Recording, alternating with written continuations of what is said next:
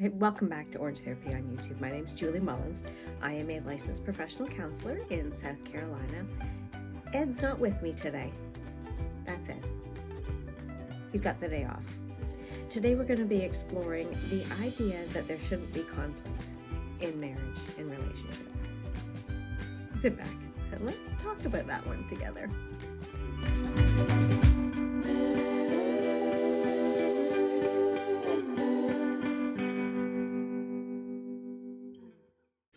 So I've seen couples in my office that have been fairly conflicted, but they're still able to deal with the situations with humor and kindness.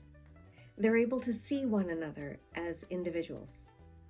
That's what we need to see if we're going to resolve conflict. You see, there is conflict within relationship. There are difficulties.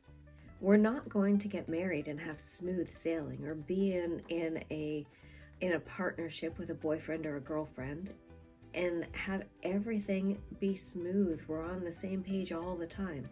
We're different people. We're going to have different ideas and different perspectives. That's actually the joy of it. Learning a different perspective, learning about somebody else. There is going to be conflict in relationship. That's a given. There are enduring traits that each of us carry. You know, we may be a more anxious individual or a sensitive individual, maybe depressed, maybe a type A personality. And we carry this into our relationship. We need to assertively communicate our needs to the other person. Nobody can read our mind. Remember, that's a cognitive distortion to think that somebody thinks that I'm thinking this. They don't know what I'm thinking, and I don't know what they're thinking, even if I've been married 30 years. I need to be able to communicate directly. I need to be able to communicate when I'm hurt. William Glasser talks about 7 caring habits and 7 deadly habits in his choice theory. The 7 caring habits are supporting, encouraging, listening, accepting, trusting, respecting, and negotiating differences. If you had a relationship with those habits, wouldn't it be amazing? It really would, wouldn't it? Think about your relationship if it had these habits, though. The 7 deadly habits: criticizing, blaming, complaining, nagging, threatening, punishing, bribing or rewarding to control. If I'm sitting on that side of the spectrum in my relationship, in my conflict, then I'm not going to be able to resolve the conflict. It's going to be a toxic situation. I need to negotiate differences in a place of respect. I need to be able to assertively communicate, these are my needs and my wants and my desires, and then listen to your needs, your wants, and your desires.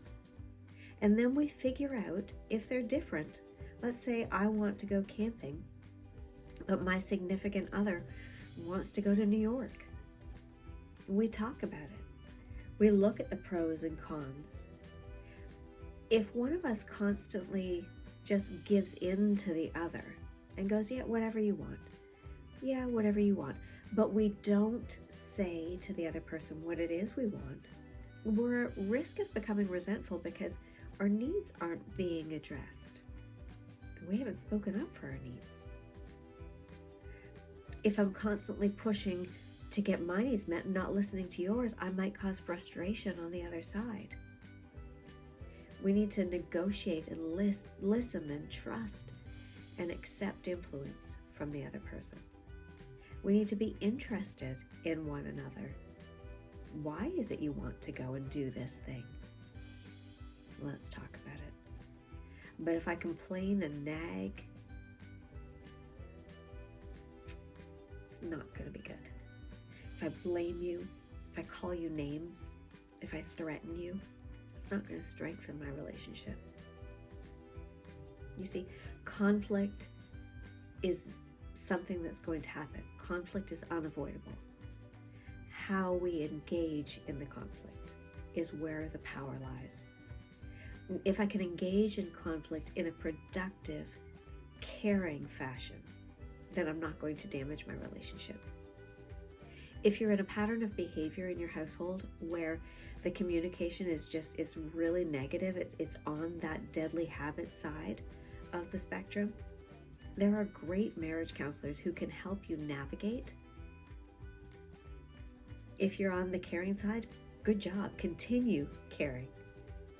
I'm going to put a link actually down below for this particular breakdown of William Glasser's choice theory, the 7 deadly and 7 caring habits, so that you can print it out and put it up on your refrigerator to remind yourself and your significant other, when we're negotiating conflict and negotiating differences, we need to be on the caring habit side. On the regular, we need to be on the caring habit side for health in our relationship. Remember, conflict is unavoidable, but being mean and having deadly habits in the conflict, that is something you can avoid. Thank you for joining me here today at Orange Therapy on YouTube, where you are welcome, just as you are.